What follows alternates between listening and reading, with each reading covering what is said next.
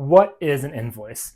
Now, this may sound like a stupid question, but when I first started freelancing, I honestly did Google what is a invoice, and I had the hardest time of trying to figure out what I needed to do to create an invoice for my clients. So I might as well just make a video because there has to be more than one person that has asked this question, and hopefully this can be of some help. If we take down exactly what an invoice is and we just like boil it down to the core pieces of what's needed, it basically, it's just this. This is all it is. It's a little piece of paper. It says I owe you, and it has some information on the inside. So both the client and the freelancer knows what needs to be paid, when, so on and so forth. So what I'm going to do now is I'm going to pull up my actual invoice so that I can go through what's actually needed.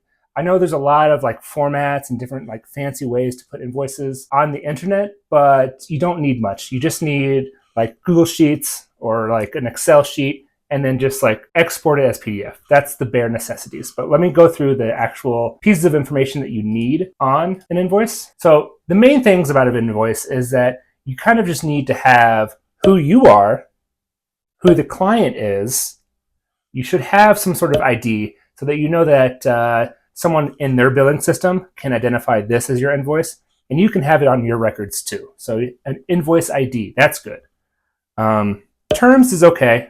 I mean, typically you just say due upon receipt, or if you're more fancy, you can do like a net 30 or like have something that's more agreed upon, but that's between you and the client. It doesn't matter. The next simple section is just have a description of like what you're charging for. You can have the quantity be like hours, typically it's hours, or like per project, what the price it is and what like the subtotal is. And then that can show them like how much they need to pay you, right?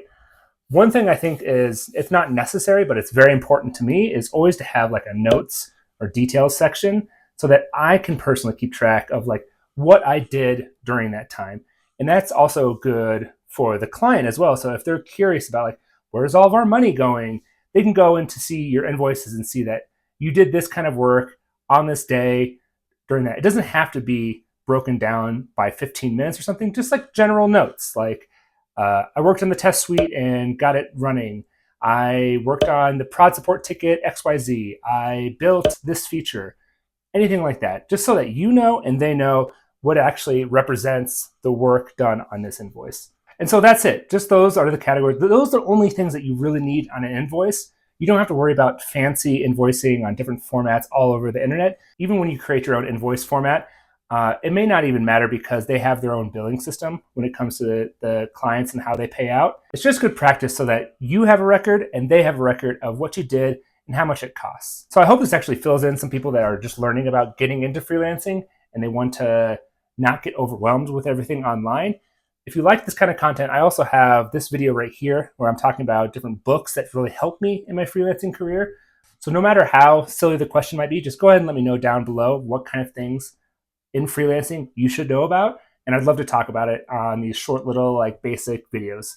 So I'll see you on the next one.